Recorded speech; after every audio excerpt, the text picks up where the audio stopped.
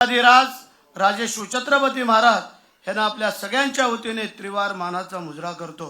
सिंहाच्या जबड्यात घालून हात मोजितो दात, जात ही मराठ्यांची ज्यांना धर्मवीर ही पदवी बहाल करण्यात आली ते शूरवीर संभाजी महाराज यांनाही आपल्या सगळ्यांच्या वतीने त्रिवार मानाचा मुजरा करतो। आधी लगीन कोंढाण्याचा आणि मग माझ्या रायबाचा असं ज्याने आपल्या रक्ताने अमर इतिहास लिहिला गेला त्या शूरवीर नरवीर तानाजी मालुसरे यांनाही प्रणाम करतो। भारतीय घटनेचे शिल्पकार महामानव डॉक्टर बाबासाहेब आंबेडकर यांच्या पवित्र स्मृतीला अभिवादन करतोय। मराठी मनाचे मानवबिंदू हिंदू हृदय सम्राट आदरणीय सरसेनापती बाळासाहेब ठाकरे धर्मवीर आनंद दिघे साहेबांना वंदन करतो।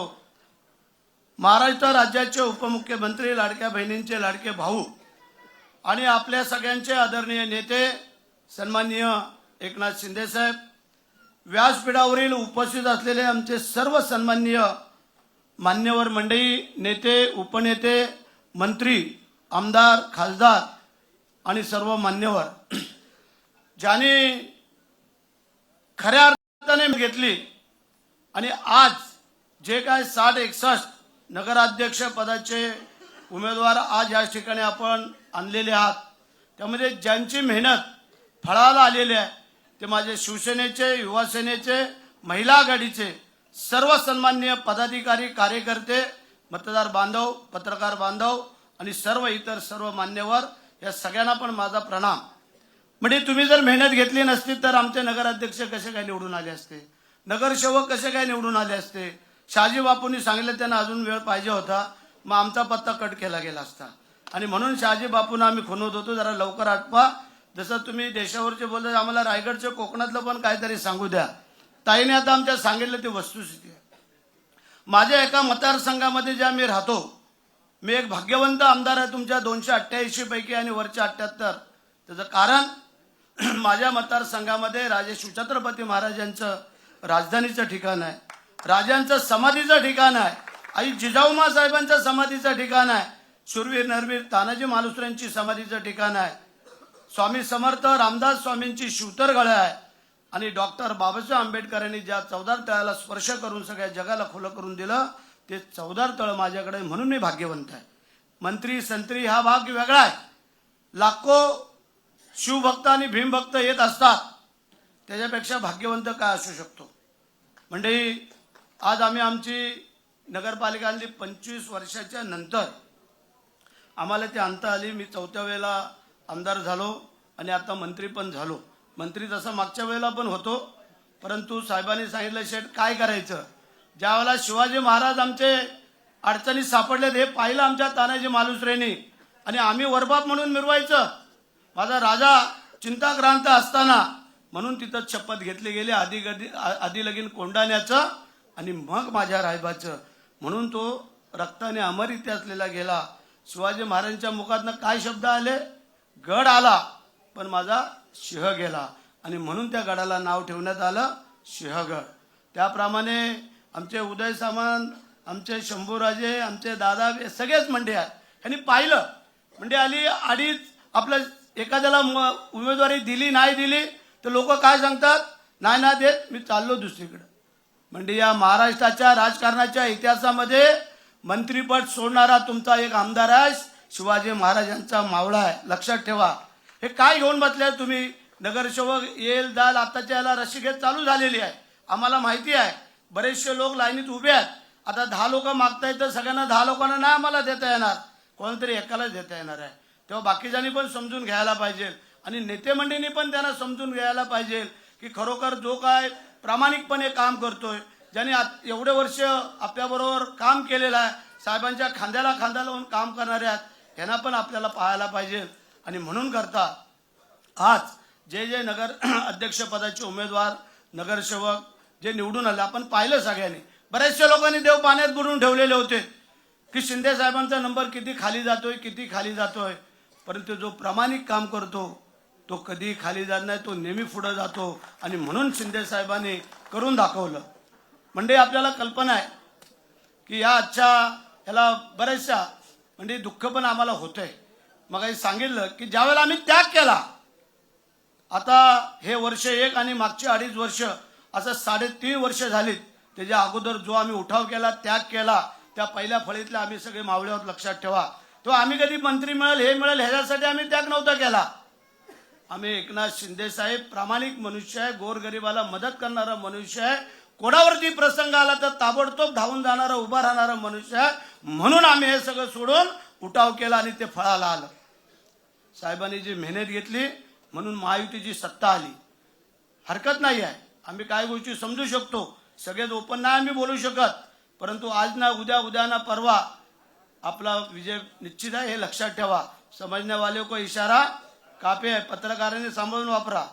म्हणजे सांगायचं तात्पर्य एवढंच आहे, आत्ताच्याही वेळेला काही ठिकाणी आपल्याला युतीमध्ये आलो, काही ठिकाणी नाही आलो, वन मॅन शो लढलो.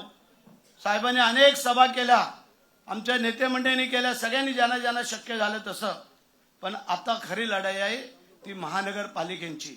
लगेच आपल्याला सामोरं जायचं आहे ते जिल्हा परिषद पंचायत समितीला.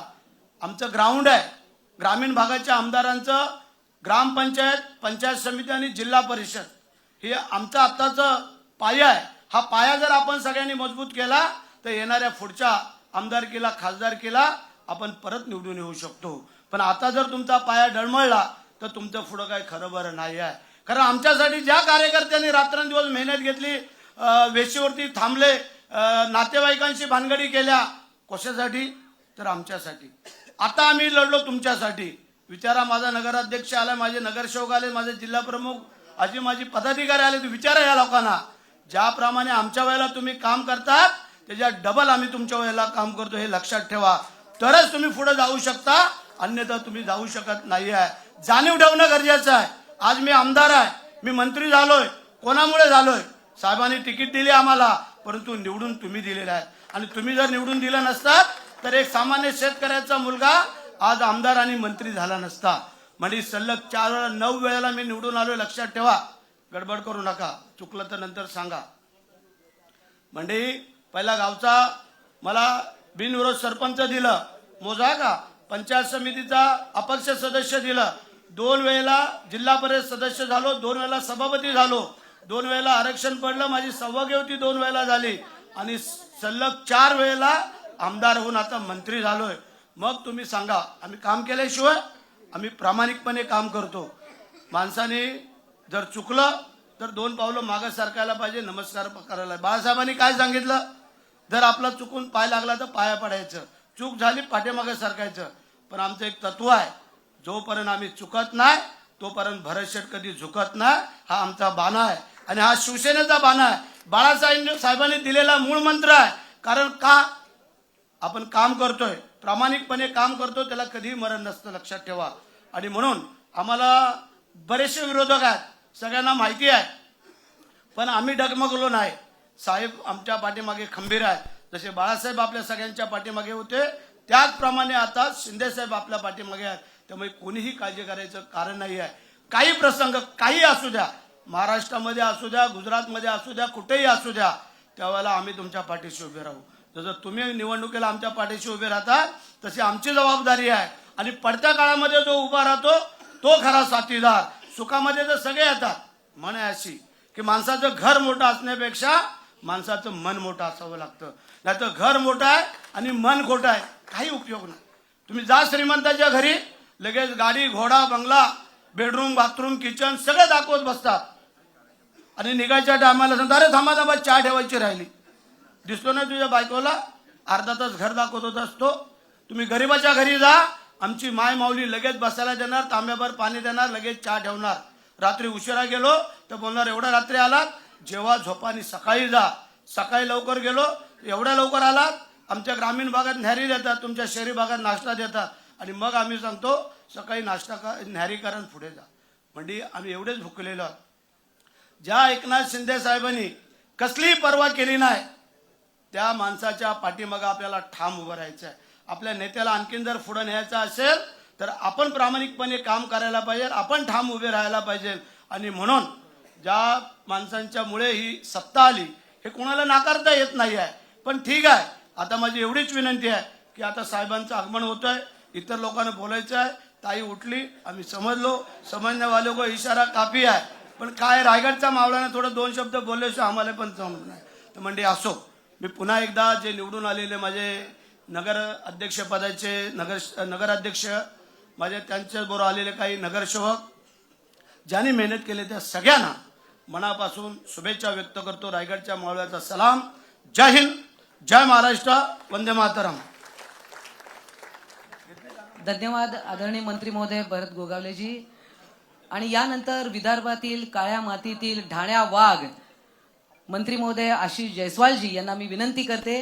त्यांनी 2 नगराध्यक्ष आणि 23 वॉर्ड मेंबर त्यांच्या नेतृत्वात निवडून आलेले आहेत. जोरदार टाळ्यांनी आपण त्यांचं स्वागत करूया.